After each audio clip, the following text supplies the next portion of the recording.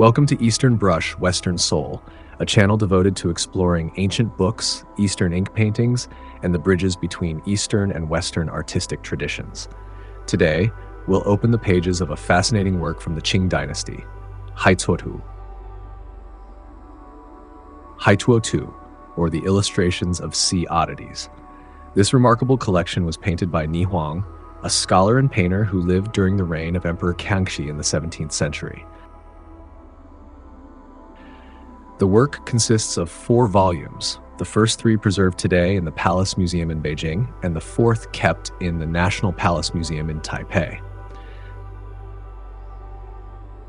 Together, they depict over 300 species, fish, crustaceans, amphibians, even imagined creatures, along with various coastal plants. It is, in essence, an ancient Chinese illustrated encyclopedia of marine life. The title, Haikuo, comes from an ancient text, the Book of Documents, Shangshu Yugong, where it says, its tribute is salt and fine silk. Its marine products are diverse, haiwu wei cuo. The word kuo, cuo, here means mixed or varied. So haikuo literally means the vast variety of marine creatures. Since at least the Western Han Dynasty, Chinese people have used this phrase to refer to the many living beings of the sea.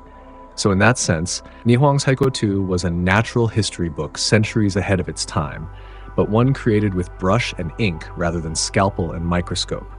Nie Huang could be described as a Qing dynasty naturalist, or what we might call today, a science painter.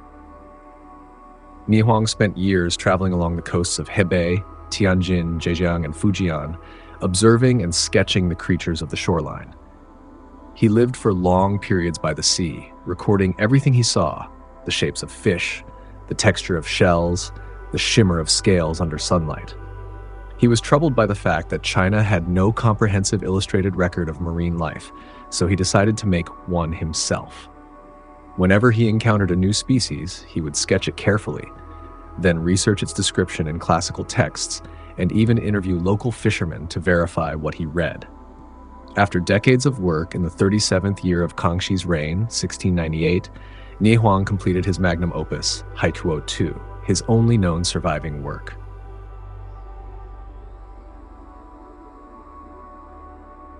What makes this book unique is how Nie combined image and text. Every creature he painted is surrounded by neat handwritten notes explaining the name, origin, habitat, and characteristics of the animal, followed by a short poem or praise verse to accompany it. This blending of knowledge, literature, and art makes Cuo Tu not only an illustrated catalog, but a poetic exploration of the sea, rich with curiosity and wonder. Of course, because Nie's understanding was limited by the science of his time, many descriptions mix truth and imagination. Some creatures correspond to real marine species, while others appear to be mythical or misinterpreted. So today, as we turn the pages of the first volume, we'll explore a few of these remarkable images, not all 300, but just a handful, to appreciate the blend of observation, folklore, and fantasy that defines this ancient work. The first volume, now housed in the Beijing Palace Museum, contains 35 paintings. It opens with a sequence of marine creatures: the yuhu, fish tiger, he-tun, pufferfish, feiyu, flying fish, daiyu, beltfish, hai-shay, sea snake, ayu, crocodile, and even the legendary renyu, the human fish or mermaid. Each is rendered in delicate ink tones floating amid blank space, as if suspended in the vastness of the ocean. Let's look closer. The fish tiger. The yuhu is described as a fierce predator of the sea, a fish with the ferocity of a tiger. Nie Huang depicts it with stripes across its back, a wide mouth full of teeth, and glaring eyes that seem almost human. In his notes, he writes that it devours all smaller fish and even dares to leap toward boats. Some scholars believe this may represent a barracuda or tigerfish, but others think it's partly mythological, a symbol of strength and dominance. His accompanying poem reads roughly, "In waves it prowls, fierce stripes like fire, no beast on land could match its ire."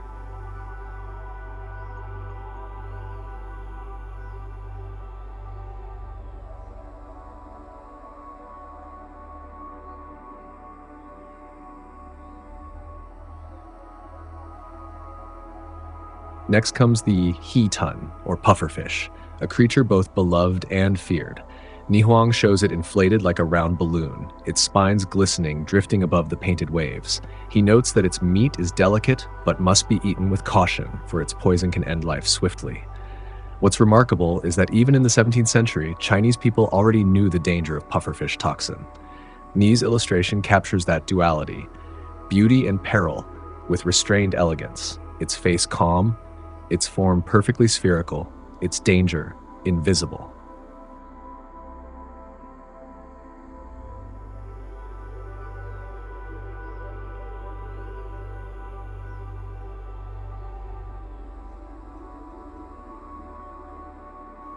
The flying fish. Then the Feiyu, the flying fish, an image filled with motion and grace. Nie Huang paints it mid-leap, wings outstretched like a bird's. In his inscription, he marvels, "It leaps above the sea like a bird, yet breathes like a fish. Heaven gave it wings not to flee, but to play with the waves."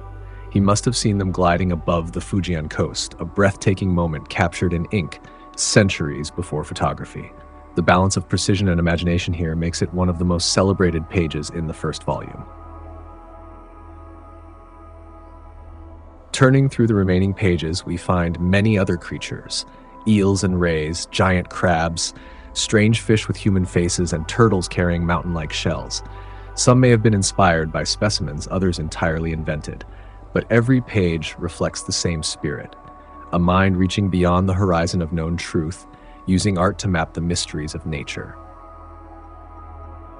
Although Nie Huang's Cuo Tu bears no dedication, records show that it entered the imperial collection during the Yongzheng reign, where it was renamed the Fish Catalog. Emperors Qianlong and Jiaqing were fond of it. Qianlong even had it remounted and cataloged in the chic Baoji. During the upheavals of the early 20th century, as palace treasures were relocated, Cuo Tu was divided. 3 volumes remained in Beijing, while the 4th crossed the sea to Taipei, just like the creatures it depicts, forever drifting between shores.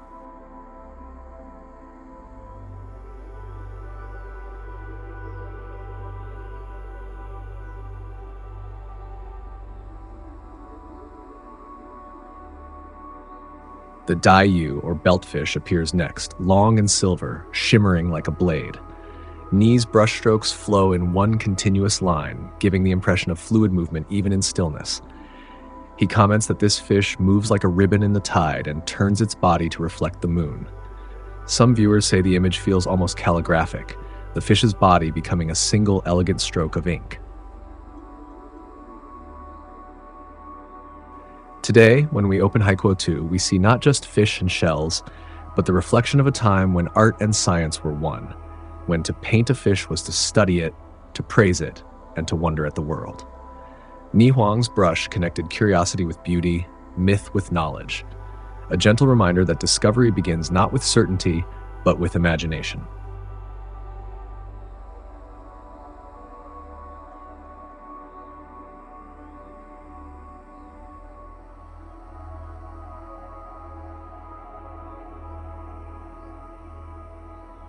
The hai shi, or sea snake, slithers across the page with eerie vitality. Its body coils in subtle gradients of ink wash, not aggressive, but strangely hypnotic.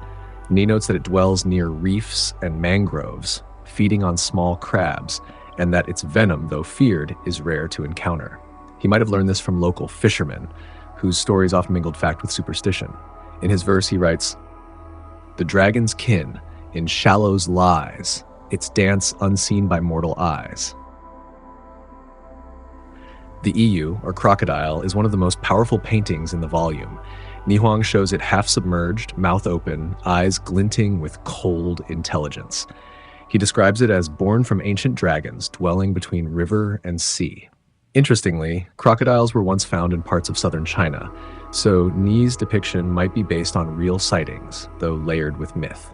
He adds that locals sometimes mistook its roar for thunder, a poetic exaggeration that reveals how awe transformed observation into legend.